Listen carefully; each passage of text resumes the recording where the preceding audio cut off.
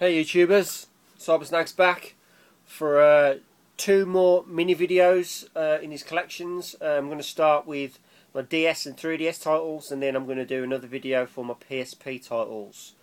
So let's get the ball rolling. Now, what we're going to do is start with the 3DS. I've got three titles, only three titles, because I concentrate far too much on other things, but it's still nice to have one and get one occasionally. So let's start. I'm going to start with the game that I actually got the system with the system, and it is this one. It is Super Street Fighter 3D. Typical Street Fighter. Played one Street Fighter 4. Played them all. It's a nice transfer to the 3DS. Colourful, graphically good. I found the controls fairly easy to use. I've heard people saying that the control system itself isn't that great, but I've been okay with it. You got a new angle to fight from, which is okay. The 3D's fine on this one as well. And you also got Street Pass and unlockables, which I really can't be arsed with. But in terms of a fighter, very good for street fighting games. But there you go, that's the first one. That's Super Street Fighter 3DS. Moving on. Now, this one I played on the N64. I loved, and I've bought it for nostalgic reasons because I loved it and I wanted to see it in 3D, which is this one. This is Zelda Ocarina of Time 3D. Played this, and it's a good transfer to the handheld. Obviously the story hasn't changed at all. You've also got the 3D aspect, but to be honest, I played this in normal 2D. Appreciated it more because playing this game for the length of time that you tend not to and shouldn't do, but you do, it fucks your eyes up with the 3D. It did for me. Might be different with everybody else, but I found I just preferred it in 2D. But a legend in itself. This is absolutely class game. If you haven't got it, buy it. Superb. But I got this little pre-order bonus. Obviously the gold cover edition with the mapping, still sealed, staying there as like that. Just a nice little collector's item. But there you go. That is game number 2, Zelda Ocarina of Time. Kick-ass game. Right, final game. This is probably one of two franchises I absolutely love. The game is class, and well, let's just introduce it, shall we? Resident Evil Revelations 3D. Resident Evil, you can't go wrong. I bought this with the circle D-pad, you know, yeah, that's it, yeah, the limited edition version. Pro pad circle, that's it. And I gotta admit, it plays well with it. Very, very good control system. Very good storyline, very good graphics. It's great in 3D. Disappointing there's no zombies, but who cares? It's fucking Resident Evil. Say no more. But brilliant, nice cover art, nice graphics, great story in all, to be honest. It's a nice little spin-off and a worthy purchase for any Resident Evil fan. Guaranteed, absolutely. If you get the Pro Pad, get it. I mean, it looks like a bit of a plank when it's attached to your DS, but it still makes the game playable. You know, much more playable.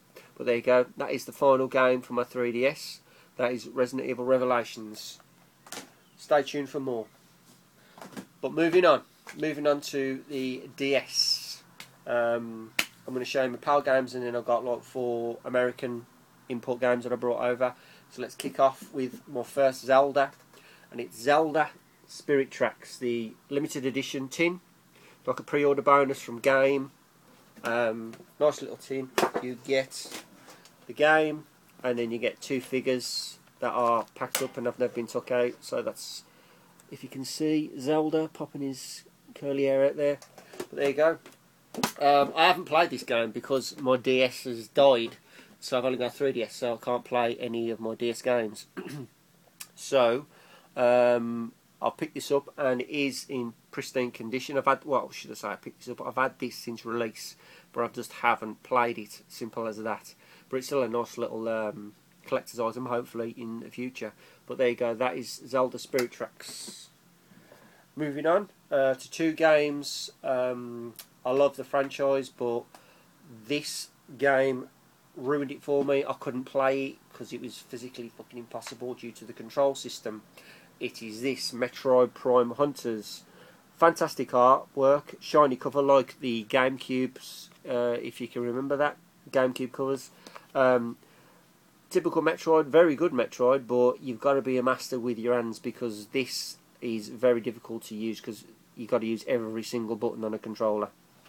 Every controller on the system, every button basically, and it is a bit of a bugbear and it does drive you insane to the limits where you give up and I can't play no more, and it's exactly what I did. But it's a shame really because I love my Metroids. I won't get rid of it specifically because I've got it and it's Metroid, but there you go. If you can tolerate it and you're good, or you know you got good dexterity, whatever your case may be, buy it. But if you're not, and you can't handle all the controls, trust me, stay away, avoid it. But in other words, or should I say otherwise, it's a good game, within reason. But there you go, Metroid Prime Hunters. That's enough said about that one.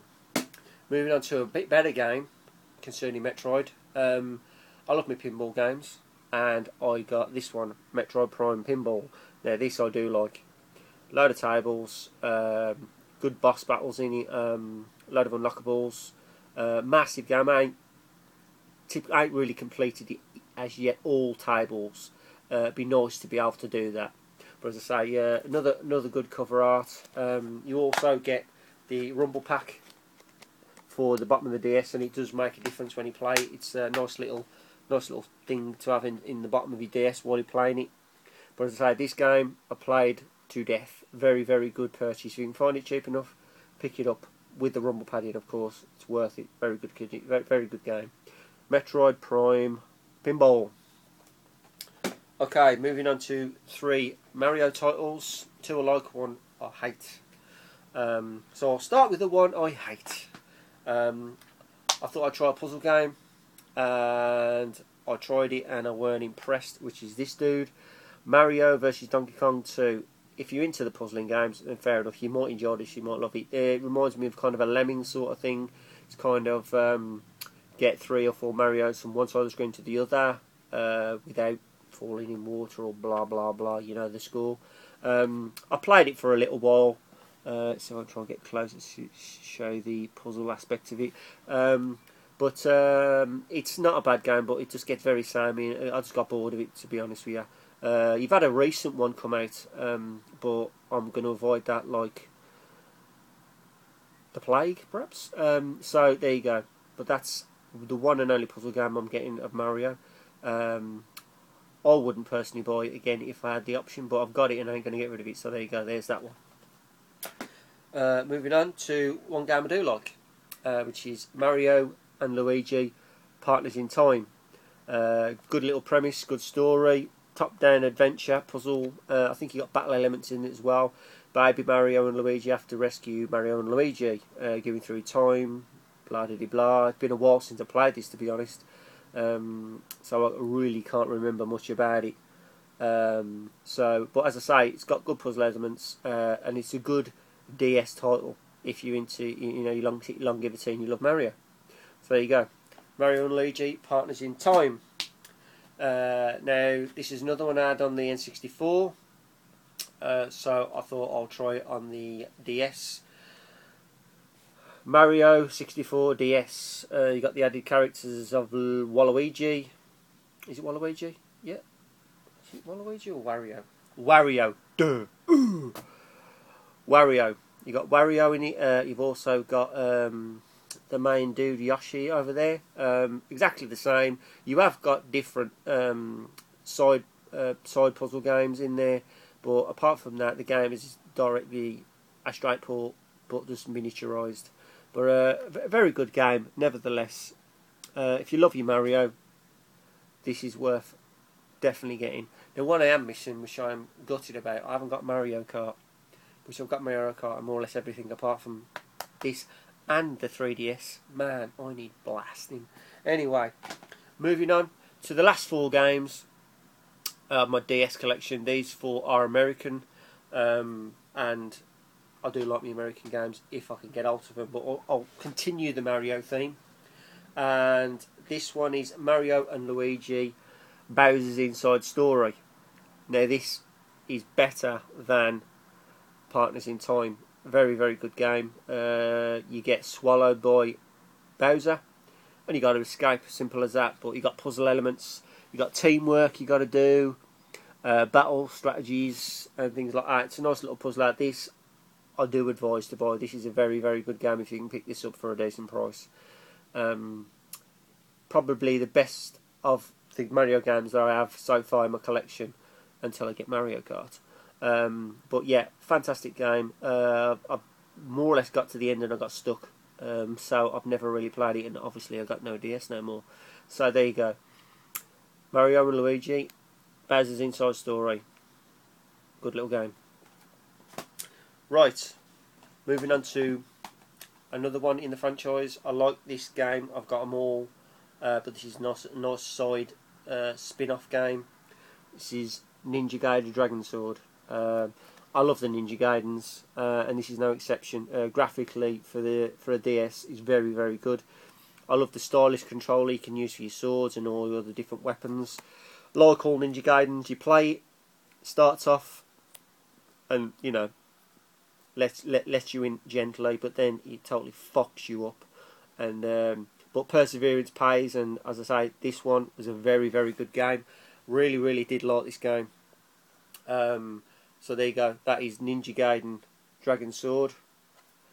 Another top purchase, and anybody who's interested should buy it themselves. Right, moving on to the best game I've got on the DS.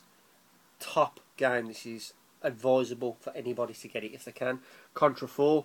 This is proper retro old school side scrolling shoot 'em up.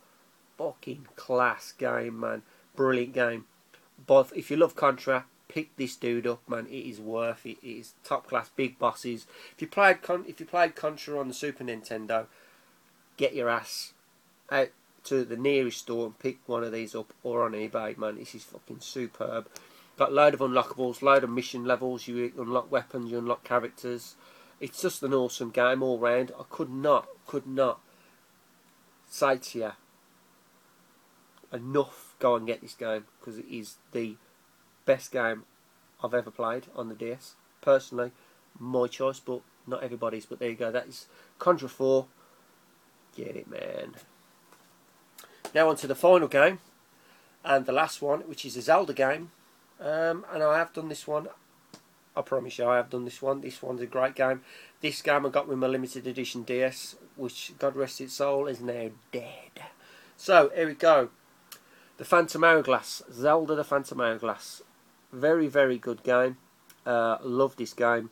I love the fact of, like, you know, you float around in your ship this time around. You can upgrade your ship and with cannons and weapons, and you fish for a load of shit and pull up treasure troves and stuff like that. The premise of the game is pretty good. Basically, it's another dungeon thing, but this time you got floors. Same dungeon, you got to go down lower and lower and lower and lower. But each time you got to, you know, use the fucking drawing pad to unlock a certain door with a certain shape. And it does make a difference using the stylus controller. It does add to it, and obviously the sound things they can blow and stuff like that. It does really does add to a quality game anyway.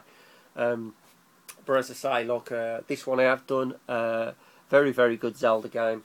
And to be honest with you, that's about all I can say about it, and all I can say about the little collection that I have got concerning my handheld collections. But there you go, that's the final game, Zelda the Phantom Hourglass. And there, my friends, I'll leave it till the next video, and I'll be ploughing through my PSP titles. So until then, keep playing, keep watching. I'm Sybersnake 7.